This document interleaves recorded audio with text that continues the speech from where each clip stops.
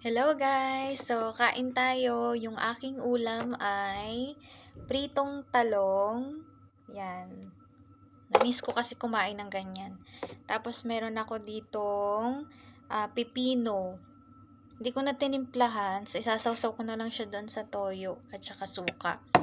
Tapos, meron ako ditong tirang sardinas na may alugbati. So, nilagay ko lang ito sa ref kasi yung nakaraan hindi nga naubos. So, ang ginawa ko, ininit ko lang ulit. Hindi pa naman siya panis. Ulam na ganito guys, kahit ilagay mo lang sa ref pag hindi mo naubos, hindi naman yan masisira. Kaya, ganun yung ginawa ko. Iba pa naman akong binili na ulam, like chicken, pero ayoko muna mag-chicken, kaya gusto ko ito muna yung kainin ko. Mga ganitong ulam kasi yung hinahanap-hanap ko. So, nauumay ako sa chicken kasi nakaraan nag-chicken na ako.